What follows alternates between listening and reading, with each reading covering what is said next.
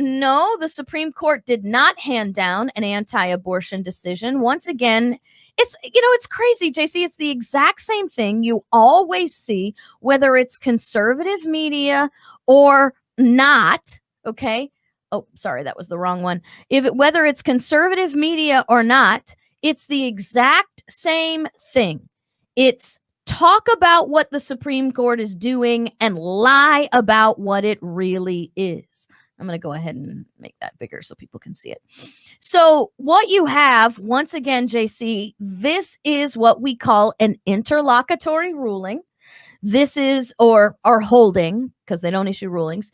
This is just simply the Supreme Court saying the injunction that was applied by the lower court stands. So what happened here is you have this abortion drug. And the FDA says this drug is too dangerous to give out online. People have to come in, get an examination from a doctor, and then the doctor has to personally hand the subscription to the woman, and then she can go get it filled, right? So the whole premise of the FDA is that you can't issue this drug without a personal medical examination because it's too dangerous to the woman's health. Now, the organization that's here, the American College of Obstetricians and Gynecologists, filed a lawsuit against the FDA because they said COVID makes it impossible for people to go in and get a doctor appointment. So you're giving their rationalization is, okay, you're telling the federal government is telling everybody to do online medical examinations. And these doctors are diagnosing and sending out prescriptions. What is wrong with me?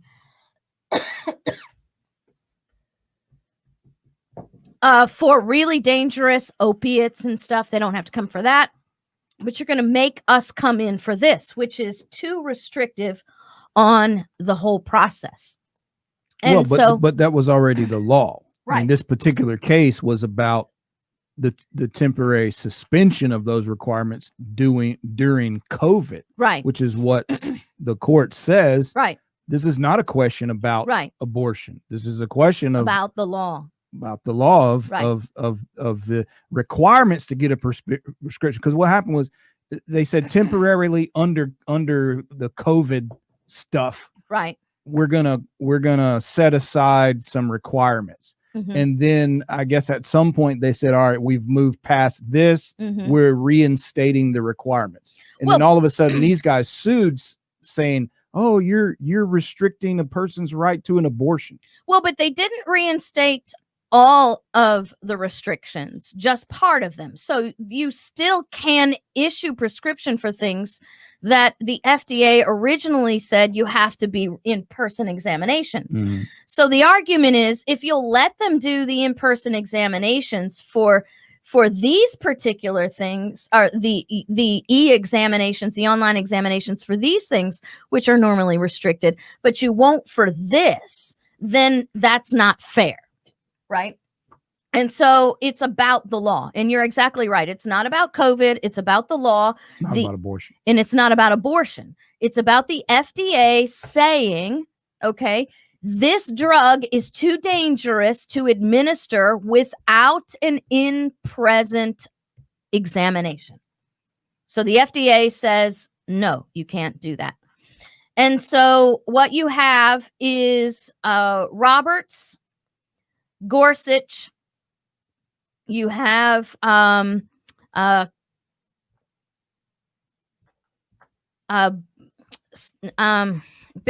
and what's the other guy's name? Begins with a K. Kavanaugh. Kavanaugh, right? So you have a 5-4 court again, finding that this is not about abortion. This is about the FDA laws and the FDA having the authority. Here's the thing we need to understand, because the Supreme Court is very deferential to executive agencies making their own rules. And what we have is the FDA saying, this is our law and we're going to stick to it. And so then the doctors are saying, hey, you need to overturn the FDA's opinion in this, their application of their rules. And the Supreme Court historically does not do that. And that goes back to even Scalia. Scalia wouldn't undo EPA rules, right? So this is where we are. This is not about abortion. And it's not even really about COVID. It is about the courts deferring to the executive agencies. It is about the executive agency rules staying in place. And so once again, they're lying to us. All right. So this is not a dispositive thing. And it's not about abortion. It's about FDA rules. That's what it's about. So thank you. So fake headline. So it is from Vox. It's absolutely a fake headline, but you're going to see this everywhere. Thank you, Dragon's Talon, for your super chat. Got several super chats coming in today. So she's the new boogeyman.